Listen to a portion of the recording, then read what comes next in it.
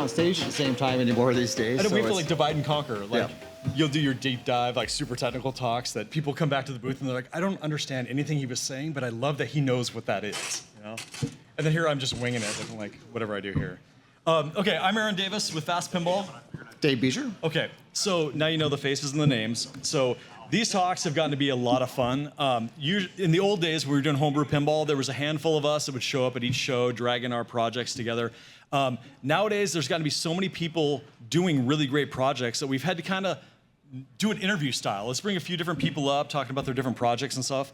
And as any of you have already seen out on the show floor, there's, I think it's 14 or 15 homebrew games out there. Like, the whole wall inside there is packed. I mean, what do you think? What do you think about those games?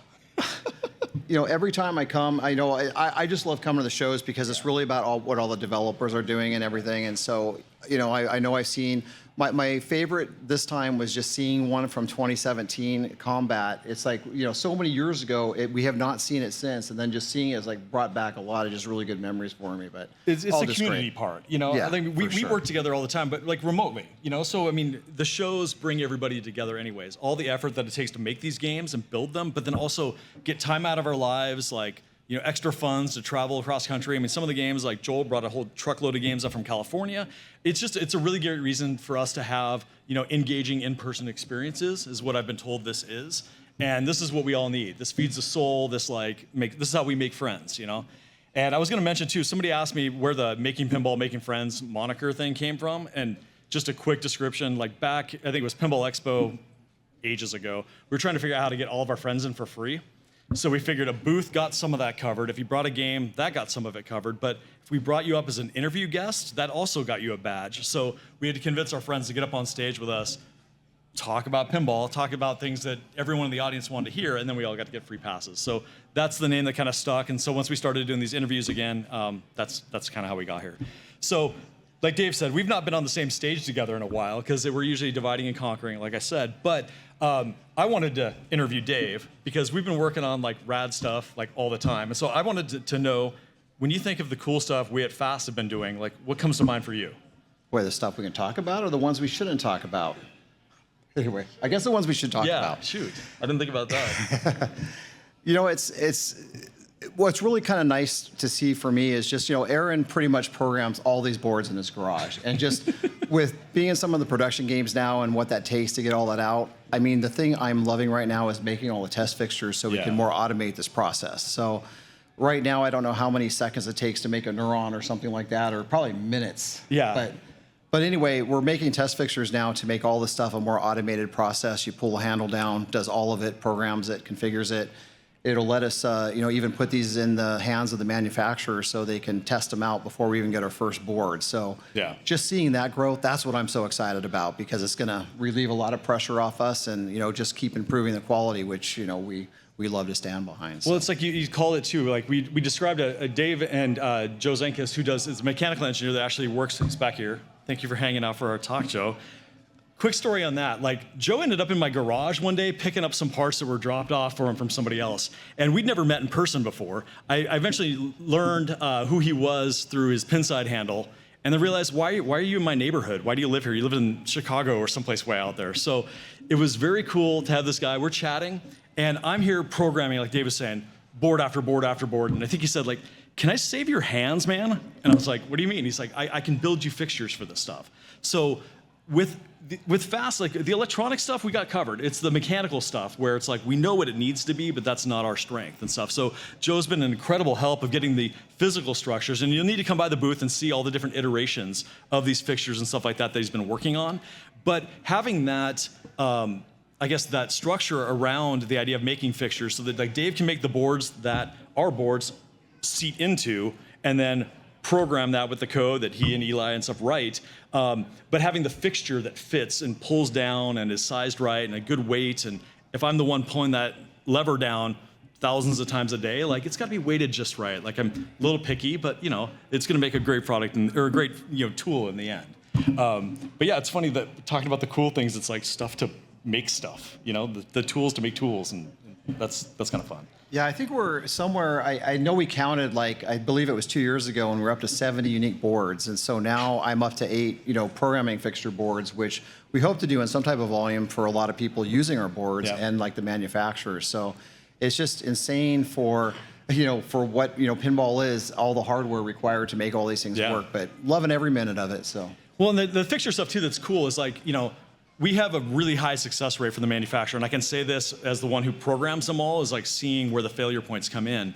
And more often than not, that we'll see the failures on the manufacturing side, now that we have enough people building with our products, is they might have a board of ours that they put into a game that they'd wired up and something was acting odd and stuff. And maybe there was a wire that's crisscrossed or something, but they'd be able to take that board, go put it into one of these fixtures, pull the clamp down, and it says, oh, MOSFET 7 is burnout. So they can take that, go back to their hot plate and some tweezers and a hot gun and fix it. And now it doesn't just sit in the box of what's wrong with this board anymore. So these are tools that are going to be really useful for our customers to use. And I kind of obsess over like how things look sometimes. I tell people I've got adult onset OCD, and I'm okay with that. But the idea of like having a fixture that lives outside of our control, like in another facility, we want to make sure it looked good. It was a good representation of like, here's a tool that looks well designed that represents the work that we do. So if you're wandering through a tour at a major manufacturer or something like that, and you see what are these things with a FAST logo in the back here that look like these robots that like clamp into boards, like that's a representation of our stuff. So, okay, let's talk about inductive switches, because that's all the rage right now. That was a fun one. So how many months has that been? Probably, I think we've only been working on this about like 4 months, I would say, maybe 5. Maybe 5 months. Yeah, maybe 5 months. So this was a long list item. This is one we wanted to do, and it was like, next time, we'll get back to it. And I actually tried it multiple times through the years. It's like I tried to make printed circuit boards that had little inductive traces on, so we didn't even have to have an inductor. It was just a trace sitting close enough, and I could just never get it to work with enough gain to make it useful. By the time you get it close enough to the ball, you'd pretty much be through the play field. But, we should probably say what this is for the people that don't know. So what an inductive switch is it's a device that you don't have to put all the way through the play field. It's as the ball rolls over, it's like there's an oscillator running. The ball will roll over, it changes the oscillation, changes the voltage. We detect that so we can kind of see non-contact that the ball is there.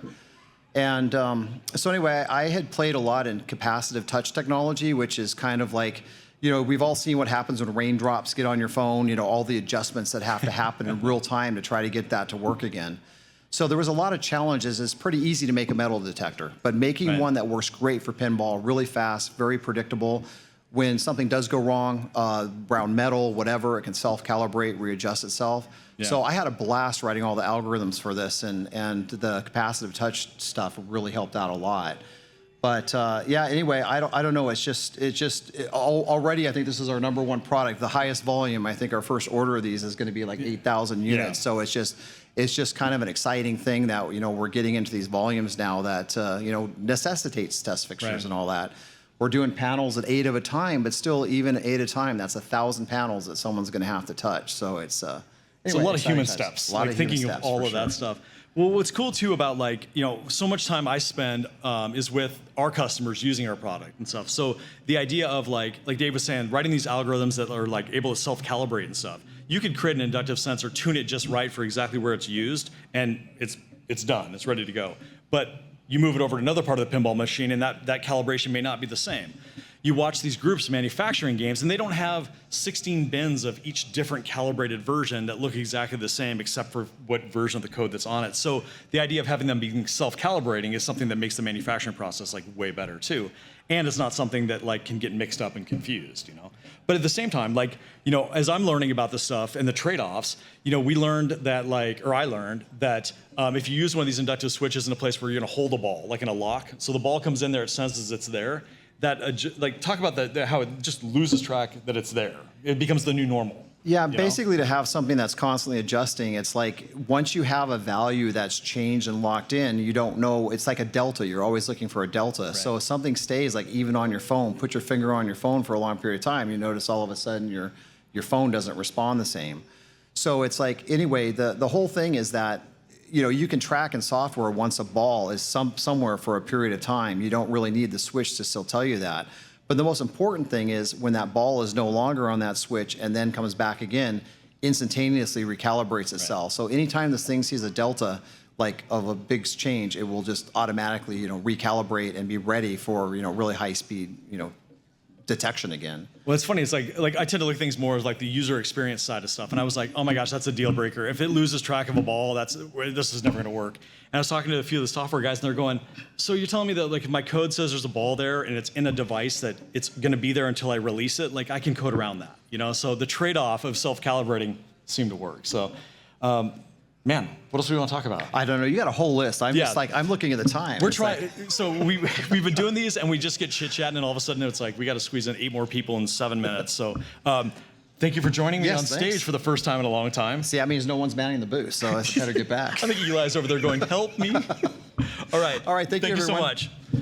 All right. So next up, I want to invite Joel Kaiser up. Come on up here. So for those of you who don't know, Joel and I did a road trip together to Chicago Expo, and he's in like Central California someplace. Picked him up, and we drove across the country, and now we're like bonded for life based on the pinball road trip, So you're back here. You've had your Boys Night Out game, and you came back with another game this time, and you brought a trailer full of stuff, and we're hoping that this becomes like an annual tradition to actually bring more West Coast games up to the Northwest Pinball Show. How's your trip been so far? You just asked me like 4 questions. Geek Gamer TV, this is an amazing setup. I love it. This is very fancy. Don't fall off.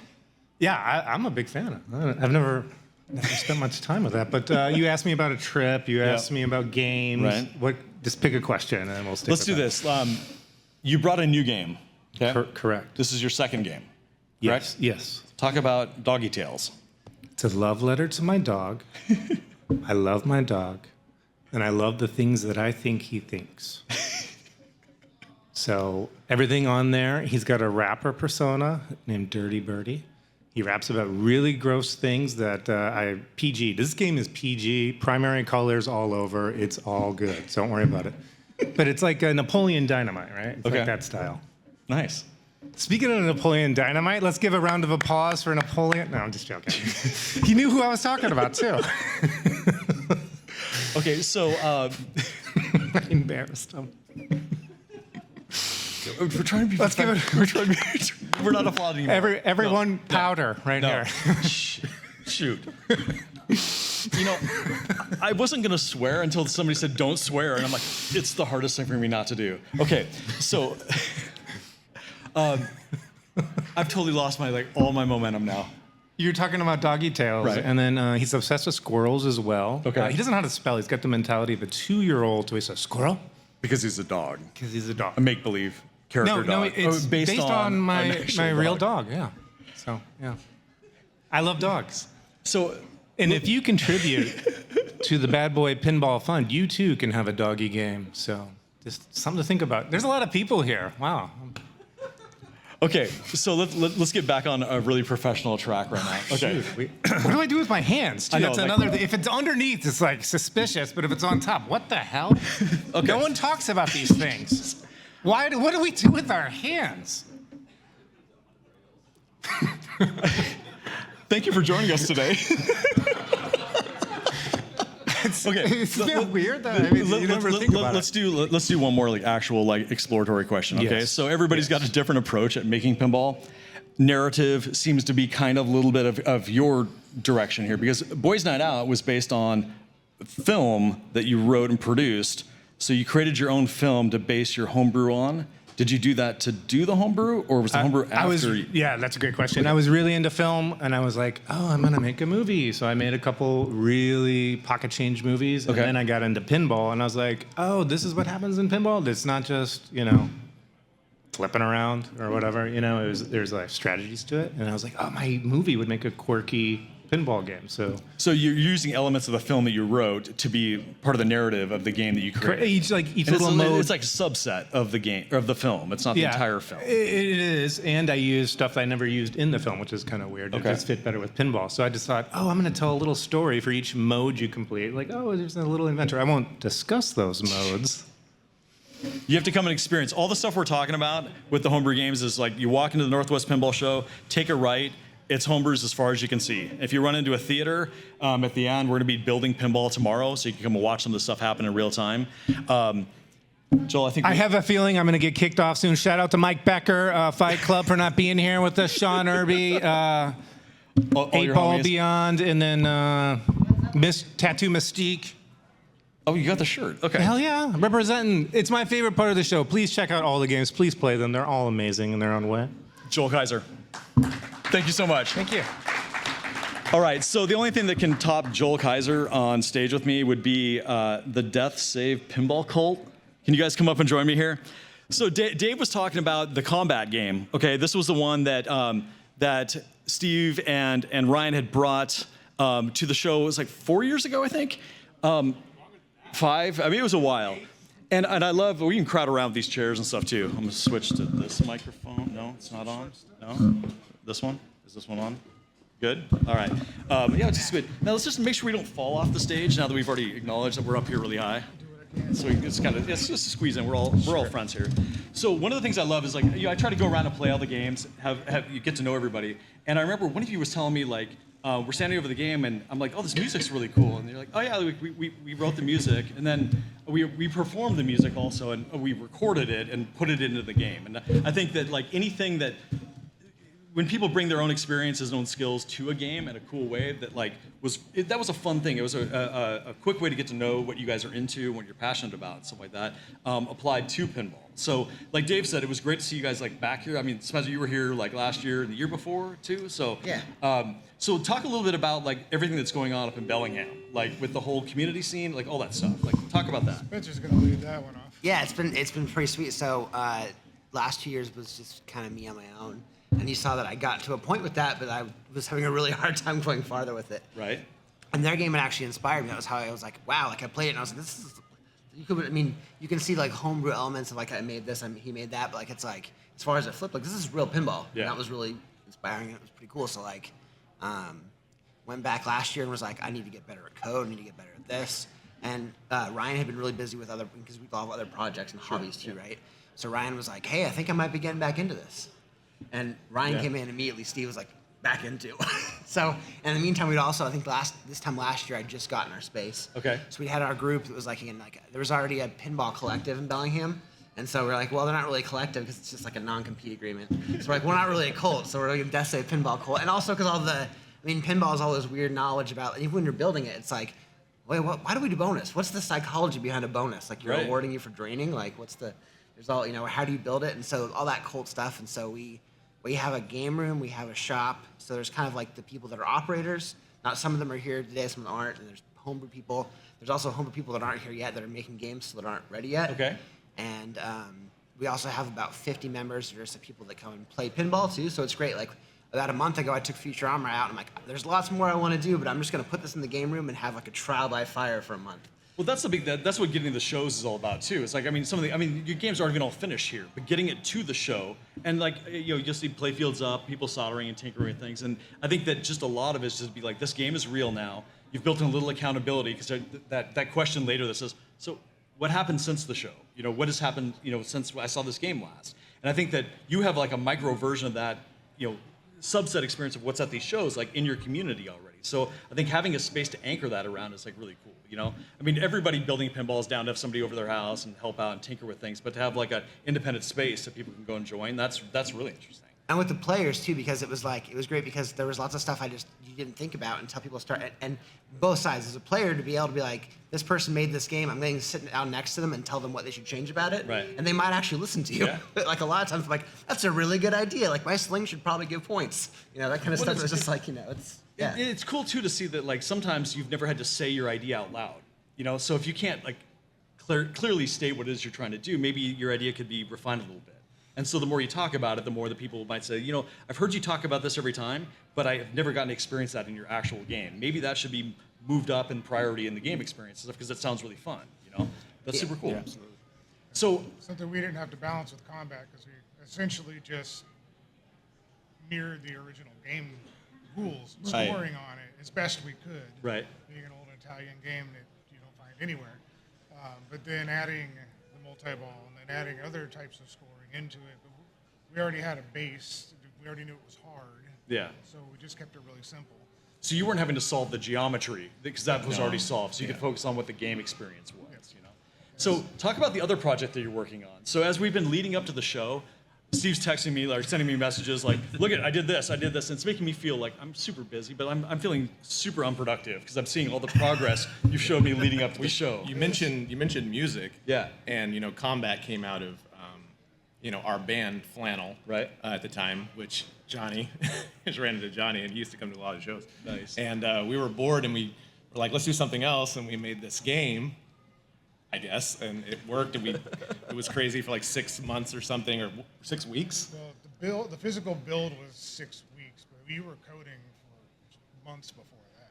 Yeah, and so that happened. We got it here, and then we started this other project. So I had this old Grand Prix. Okay. But it was like I got it for like $500, and it was I didn't even have a way to get it to me, so I had to I think it was $300, and then it had to pay like $200 to get it delivered, and it didn't work, and it was just this big mess, and it just sat in my garage for a long time, and I think it was actually my buddy Caleb and I that kind of just did. There's like an EM guide for just like cleaning, checking every switch, and we almost kind of got it working, but it just never fully worked, and then we went back to the show, and we like the next year, and there was a stencil kit at that parts area, and it was like $25.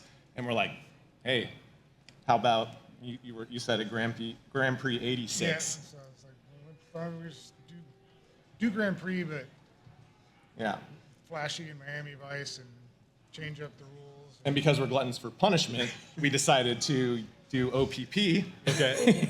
And where That's you have to homemade solder. boards. Yeah, you have Homemade to solder boards, guys. literally everything. Every board is Build the homemade. boards Yeah. to build the boards to make the game. Right. And then we got to a point but we're not designers, and so it got on the back burner. But now we're kind of picking it back up because AI can help Spencer us kinda a little pushed bit us with that. back into it, too. Well, it's that Having a place to accountability. work on It's it. like you guys are almost there. Like, keep going. You know, you need that accountability. You know, I love seeing when people talk about a new thing they want to do, and they put it out there. Hey, this weekend I'm going to get my flippers flipping. I want to get this ramp shot figured out.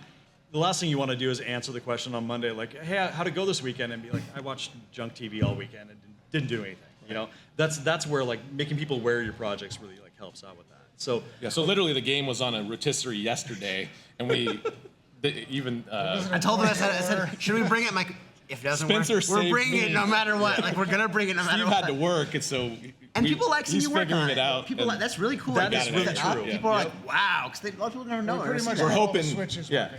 Yeah, we There you just go. got most of the switches working, so praying that before the end of the weekend we'll have them flipping. dude, like So we'll see what happens. we've got that studio space at the end of the area. Tomorrow we're gonna be building some pinball machines. Like, let's just drag it in You there. said and, pinball like, theater. That's yeah. totally what. Yeah. Yeah, we're gonna sit there and People just like that, we'll too. make all those switches I work think we're tomorrow down for to sure. 2.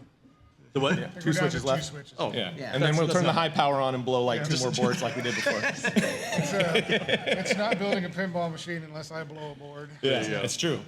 We blew a fast board originally on Combat, right? Yeah. And then we got one that was unflashed, and I had to flash. God. I'm sorry. You can see those boards in You guys have Combat. come a long, long ways too. I used. Did you hear our process for making your Yeah. video smoother in production? Like, Well, like, that's where that stuff comes from. I used P3 because when I first looked at pinball boards, like FAST, the website was down for 2 days. So it was like, I'm like, man, I hear there's good stuff about it, but the website's not up. Maybe they're going out of business. So I was like, well, these other guys will work for now. So That's where I get a message like, are you guys out of business? Be like, oh crap, the website's down. So, okay. Well, I mean, all the projects, you got projects that are worked on and games you can play. Like, I just love the fact that you're back. You know, and I think that's one of the Absolutely, things. It's yeah. like we all need this experience, and I think like David said, like to see the people that come in and do a project, and then some people just fade away. They did their one homebrew, and now they're moved on to their next project, stuff like that.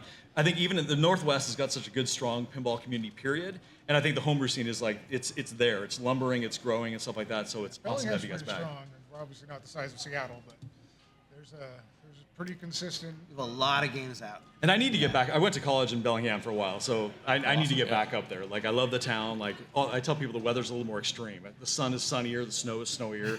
I need to find a sunny day to drive up there and Yeah. like visit the town. So Yeah, there's a lot of pinball to play. There's the clubhouse.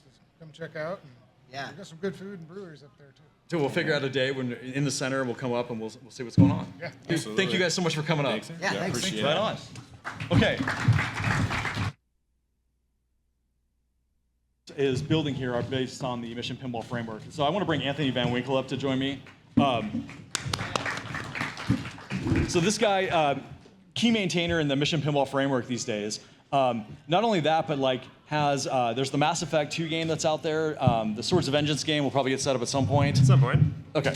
And then your brand new game that like I didn't even know existed until like I was reading. I thought it was a typo on the list of homebrew submissions. And talk about BMO. Yeah. Because it's adorable. It is a cute little 22-inch cube. Okay. And yeah, it had a couple of concepts. BMO, the character from Adventure Time, is my girlfriend's favorite character. So move. if I'm going to be filling the house with pinball parts, why not at least make a game that she'll appreciate? The small form factor was inspired by Tanner. He brought one of his small ones. He does a lot of like weird, quirky, out of the usual types of things. But the main driving force for this one was, I started hosting some pinball tournaments and seeing pinball scoring is not very fair. Okay. It is exponential. As soon as somebody pulls ahead, they start getting into mini wizard modes. They start getting into like multipliers. And you'll have a single game in a tournament where there are orders of magnitude between the scoring. Interesting. And that's not really fun for new people. Like, people don't want to just jump in a pinball tournament and have a good game and have 1 million points, and the next person has 150 million. You're like, oh, well, no.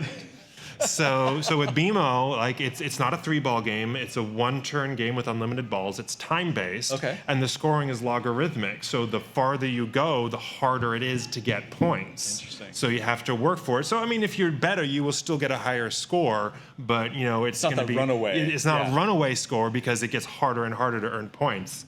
No bonuses, no like extra balls, none of that. So it's trying to take the pinball mechanics with a different form factor, be like, what game can we play using this setup that's not, you get 3 balls, get a multi-ball in a wizard mode and go to town. So I think it's really interesting, like you're talking about like, the tournaments that you're hosting, and you're also writing the software that people use to make their games. So, I play pinball tournaments now. I've done 3. So I'm stressed out that I'm gonna shoot the ball at the wrong time. But the community's been super supportive of like just getting more people there. So I think the fact that like you're looking at like how can you use gameplay mechanics that make people feel more engaged at a lower skill level so far. So applying that to like MPF, for example, like you're changing the dynamics of like what scoring and stuff is like. So as you're designing this game, are you already thinking about how to like refactor and manage how a time-based game would run with a 1-ball and limited ball experience? Like which came first? I'm thinking of how to do it programmatically. Okay. Because like MPF is built in Python, so it's fully extensible. So when I think about having a game that is unlimited balls, it's fast. Like the game is always there's no holds, there's no stops. It's got like a queue set up, so as soon as a ball drains, the next one comes out. Like you are always going. Right. Which means every mode is going to be like 10 to 15 seconds, it's done, your scoring stops, you have to start the next one. Okay. So it's mode after mode after mode after mode. Interesting. Right now, there's like the main adventure modes plus the little playbles, and what we call them. There's, I think, 112 modes in the game. And I'm not programming 112 modes, I am programming 1 mode. And using software to fit in what are the shots for it, what are the colors, what are the media for it, and things like that. So I can define like the recipe for a new mode, and then the underlying code just runs the same way. So just like you're with the test boards, how do you scale up? Right. Okay. How do you make a pinball game that scales? Well, you come up with game logic and sort of a high-level architecture of how the game is going to work. Okay. And then you can just go to town writing implementations of that without having to code piece by piece. So. And does the fact that it's like super tiny make that a little more gated, a little more limited? Yes, because there are only 6 shots. Okay. And there's only a couple of things you can do. I could do the entire thing with 3 bumpers and 12 switches. It's interesting too, like different form factors. You mentioned Tanner.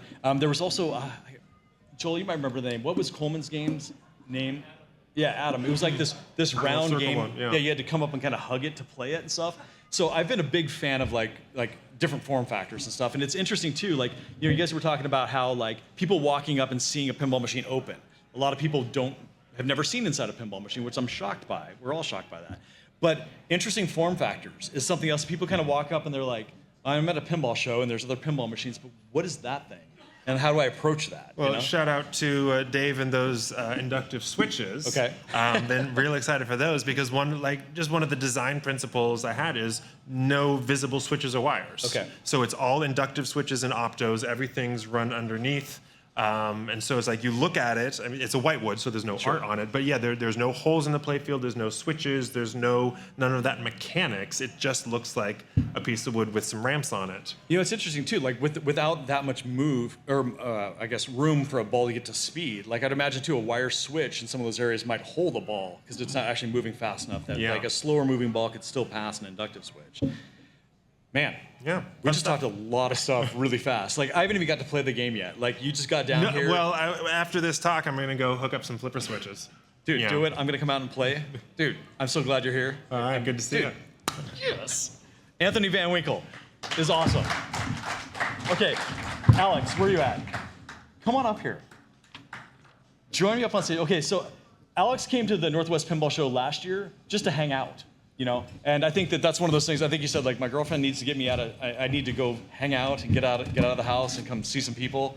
And no, I had been laid off a week before, so I came up to do the volunteer day. There you go.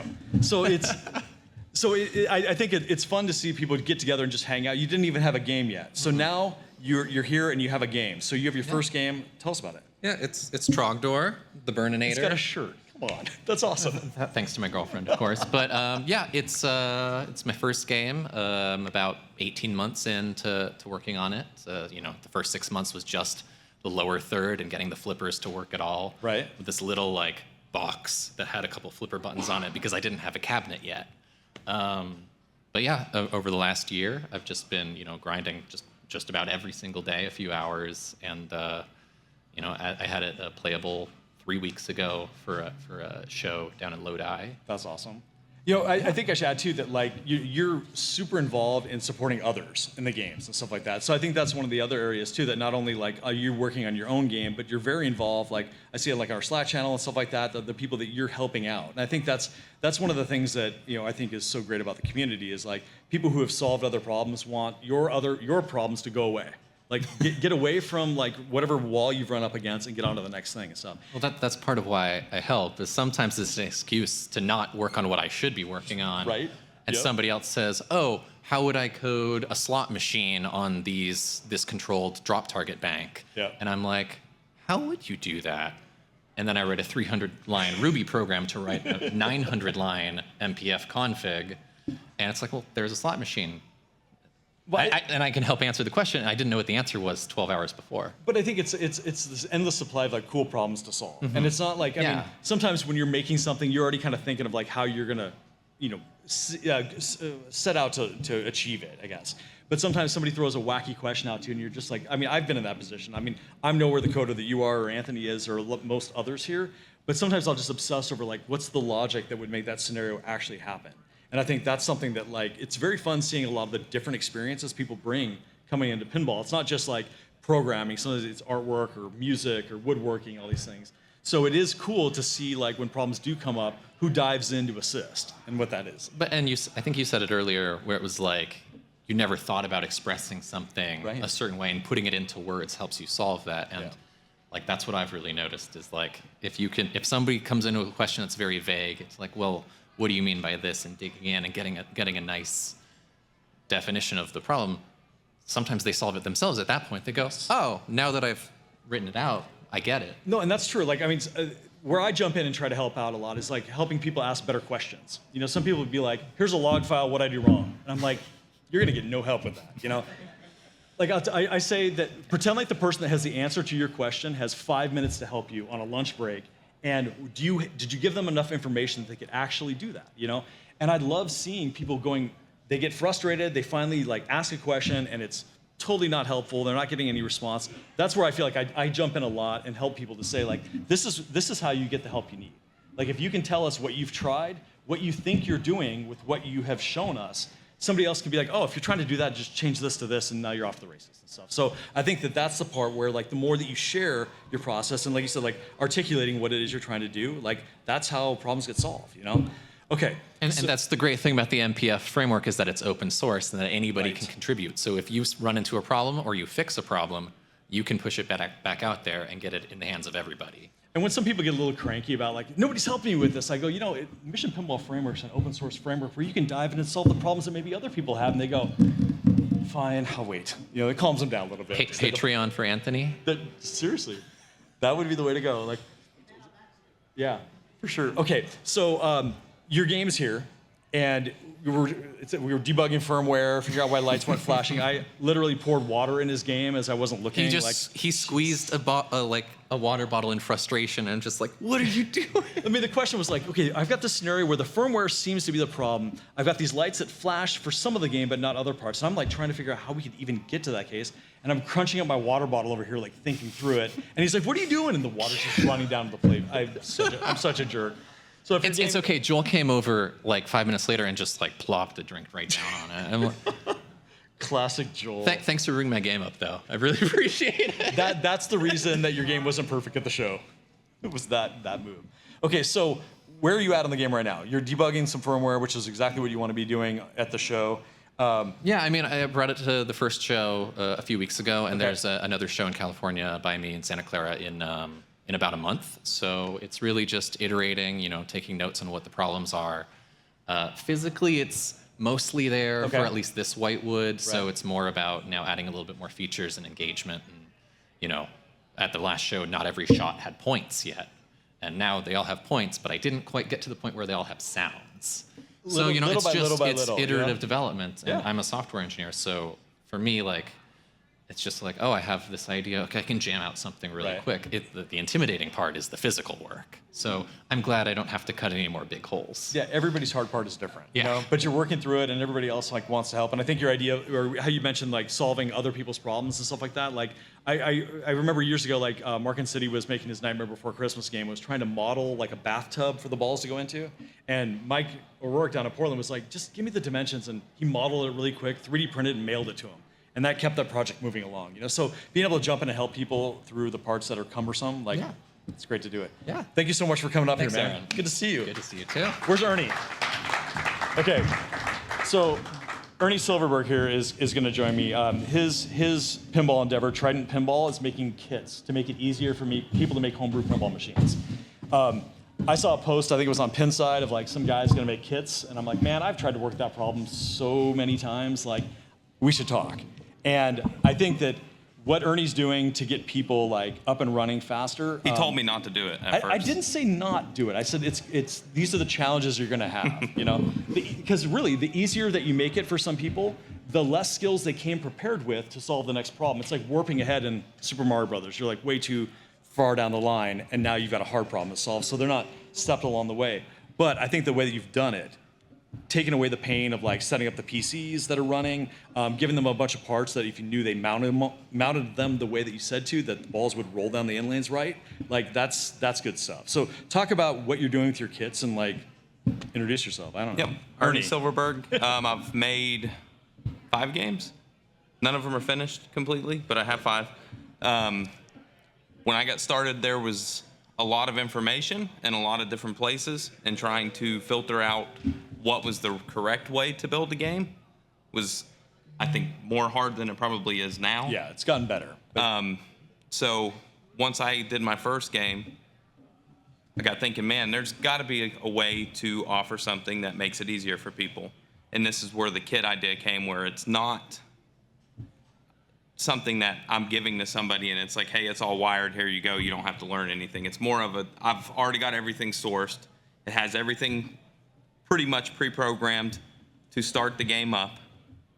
And as long as you follow like the FAST system, their wiring diagram, it'll work because the code matches the diagram. Right. And for a lot of people, and I've had a couple people that have ordered these kits, they said I probably would have never started if that kit was not available because I didn't know where to start. So that was the main idea, to try to make it easier. The other side of that is having support, because a lot of times, like Aaron said earlier, people have questions about something simple. Yeah. And maybe they don't always know how to ask that question because maybe they don't understand that part yet. So having different areas, I have a Discord group that has channels broken down very similar to Aaron's FAST group, but it's broken down into different sections of art, hardware, wiring, different things there. And I think there's almost 300 members on there. Nice. Where if you have a question, there's tons of people that'll say, hey, I'm here to help, or have you tried this? Have you tried that? And I think that, for me, like the Making Pinball, Making Friends, my favorite thing about all of this is the people that I've met along the way and the community of people that just help. No, there's no, I've never seen a homebrewer fight yet. Somebody asked if I ever had to kick anybody out of our group, and I don't think I've had some stern talks. I've kicked one person out. But I think that that's the part. One thing you said that I think is really important is like just getting started, right? Yep. The idea of like, when I hear the most frustrated people, they're like, nothing's working. I can't get anything to go. I'm like, well, let's pause for a second. Like, how many pinball machines have you made yet? And they're like, well, none. I go, okay, so you've never made a pinball machine before. That's where we're starting, and that kind of calms them down a little bit to realize like how much electronics work have you done?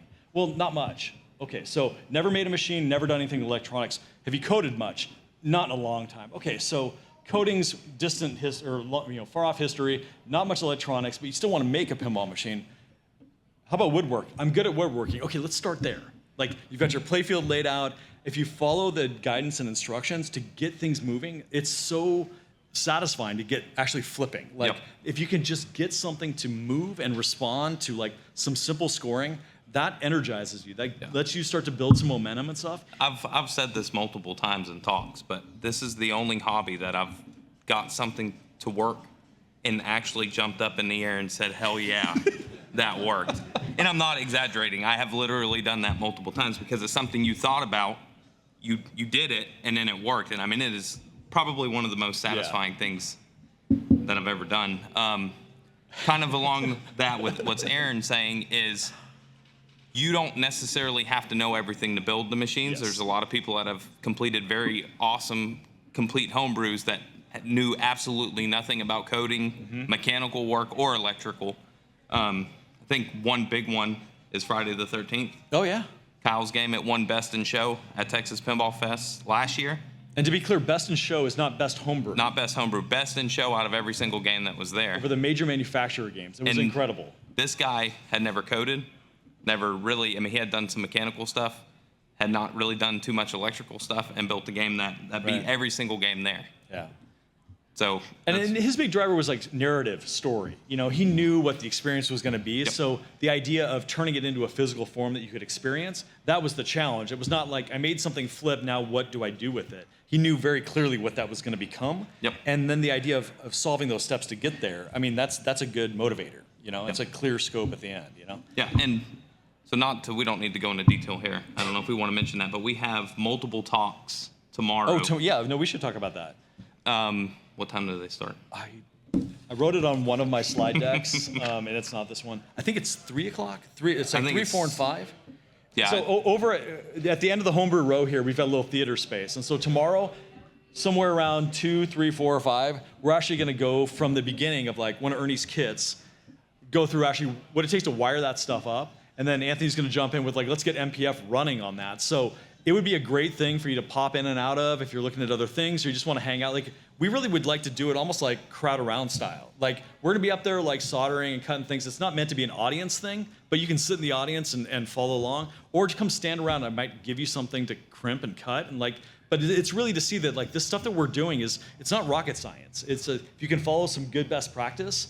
And I think that's the main goal of tomorrow is to be like, here, this is all it is. If you follow, my obsessiveness over what color every wire needs to be and how long they need to be and where they fit, and pair that with like a kit that already comes fitting together, and then line that up with MPF and follow what we've told you to do. Like that's it. Like that gets you on par with the starting point that a lot of these homebrew games are all about. Yep. So. I don't know. I mean, should we answer questions and stuff? Like, does anybody have any questions for us or anybody else that's here? We got one in the back. There's a microphone up here in the front. I've been told that now that you've committed to a question, you need to come all the way up here and speak into the microphone for everybody at home. But yeah, so definitely tomorrow, like while he's coming up here, like tomorrow is going to be something to come and see. Our booth over there is just a mess. It looks like most of our garages and stuff. And so to see us actually applying what we're doing in there will be really cool. So what's your question? It's more of a comment. I've daydreamed about doing a homebrew pinball game, but unfortunately I don't really have the space or know the engineering and electrical and coding. So I just wanted to share maybe like 3 I've thought about. Because one's one of my favorite horror movie franchises is Phantasm. Okay. That's a franchise that if you haven't seen it, literally has pinballs in it because there's these flying orbs in every movie that kill people. So even if it was a homebrew, I think Phantasm pinball game themed around all 5 of the movies or the original. I like all 5 to some degree, but if I could pick one, I'd maybe want the original. I think that, I mean, the idea of like a film, a narrative, a storyline, you've already got in your mind, like, here's a key component that I would adapt from this film to a homebrew game. Like, I think that's kind of that key motivator. You know, Well, it's kind of and the movie I really like the Phantasm theme. Okay. It's really good too, and it's all 5 movies. So hypothetically, or if someone even wanted to take this homebrew and did it and gave me credit, that's another thing. And just I'll list 2 more. Let's hear it. I guess the second one would be being a really big Star Trek fan, seeing as they've done pinball for the original series and Next Generation and Star Trek 2009, and it's my favorite of the new shows. I would want to, if I could do a homebrew or someone else did a homebrew of it, see a Star Trek Lower Decks pinball game. I mean, I think that, like, if you could just start in with, like, your ideas, I think that everybody's got, like, the idea that they want to see made, and the thing that really, like, sets everybody apart, it goes, I've got this idea, and then actually doing it, you know? So I'd say definitely come tomorrow and see what we're doing over there and see that, like, the idea of, like, having somebody else make your dream come to life, you'll find you don't want to give that away. You want to actually own that yourself and do it yourself. So, Like I said, the main thing is if I did want to do it down the road, I would have to learn some of that stuff to do it first, and yeah, there you go. Or that, Yep. yeah, and someone who would have the space at their house. Yeah. 'Cause I don't even have a garage where I live currently. Yeah, there's multiple people that have teams that some of them do it remotely and build games together. So having somebody to do it with you is a great idea. And then to expand on your comment on just a theme, choosing a theme that you love is the best way. You don't build a game for somebody else, you build it for yourself. Yeah. And then one more just for fun I've thought of is I think there's maybe a Queen one out there. Yeah. But that's not my last one I'll mention. My last one I'll mention is I'm a really big Blink 182 fan, so last one thought about would be a Blink 182. Well, I mean, I would say at this one point, with like, their- you know, with you've their- got with some of their older songs in it, and like First Date, and some of their newer ones like Dark Side. Well, I think that like Spencer was saying, like, finding community, finding people that have space, a reason to get together. I think that's what a lot of this homebrew stuff that we've been doing has really paired well with, like, the maker movement. You know, a lot of these maker spaces that have, like, you can they do drop-in sessions, you can do monthly subscriptions and stuff like that, but they have the CNC machines, they have the laser cutters, and they have the people around that, like, as someone who's walked in with a pinball project, you get everyone kind of looking over going, well, what is this thing? What are you doing here? Like, why are you cutting that by hand? Let's take the time to CAD that up and cut it perfectly on a CNC machine and stuff. So I think if the interest to make pinball is there, like, it's definitely worth finding some community and finding the opportunity to start to actually build on it, you know? So we've got, like, let's say 5 more minutes left. Like, does anybody else have any more questions and stuff that they're curious about? Like, you've got our attention here. We've also got everybody else in the audience that might want to, like, chime in too. I'll keep that in mind. Thanks. Thank you so much. you.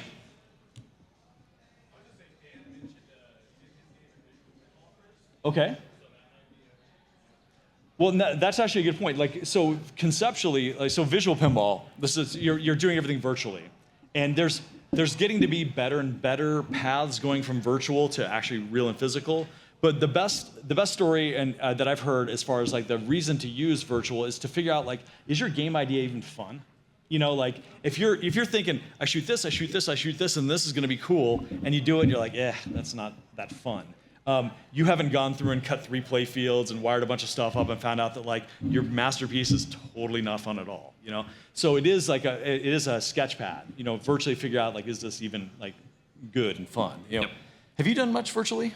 I have, but not at the level of some. I'm like an old school, I guess. I like to screw stuff into a playfield and roll a ball and try it. Now I have built just like CAD files of cut files that I think will work and cut them and try it. Right. You know, virtually first. Well, and I think that's also too, like, you'll see sometimes where people have templates and things like that are common, like lower thirds, where it's like the lower section of the game, your in lanes and flippers and stuff. And back in my early days trying to do kit ideas, I kept getting people saying, well, I wouldn't do it that way. That's not how I do my lower thirds. And I'm like, cool, as somebody who's made multiple pinball machines, you know the difference. You know why it matters to make your slings a little bit different based on what your upper geometry is and stuff too. So again, like, you know, virtually, well, I guess not virtually, like a lot of the most professional or a lot of the professional pinball designers, they know all that stuff. They know why you don't angle things a certain way, why if you're gonna have this piece, you don't have this piece over here. And that just comes from experience, like doing it over and over again. I know that there's people that do things virtually and get the games working, and then they change them to be closer to what the physical game would be like. So it plays perfectly virtually, then you move things around to match reality better, and it plays like crap inside of the virtual machine, but they know that that translates to a physical game just right, where you've actually got the metal ball moving around on the playfield and stuff. Yeah. So, yeah, I always think that like I would do more virtually, but like I just sit there like daydreaming and. Yeah, I think it's a great tool. There's multiple people that have used it. We'll talk about this tomorrow, some in the talk that I'm doing. But yeah, I mean, the cool thing about visual pinball is there's pre-existing games that are virtual games that are based on real pinball machines. So if you know you already want a certain shot, it's already designed, and you can pull it from those files and put it in that game and already be ahead of the game if that was something you wanted. Yeah. You've been inspired by something, you know? Okay, so I think that's probably, we're about at our time here. I want everybody that's here who's interested in this stuff even at all to grab a buddy or two and come back to what we're doing tomorrow and just wander in. Come and see what we're doing there. I think that like, what I love most about these shows too is seeing the people that are curious and interested and then bring some other friends back. Come look at what these guys are doing. Like maybe we could do something like this. And I think we all know somebody that might be interested or has even the skills to like do woodworking, write some code, do some artwork and stuff, who maybe they become somebody you kind of collaborate with, bring some of your ideas to life. Come see that it's normal people just like all of us here that make homebrew pinball. So I think that's probably good, right? Thank you guys so much for coming out. Thank you. Have a great day.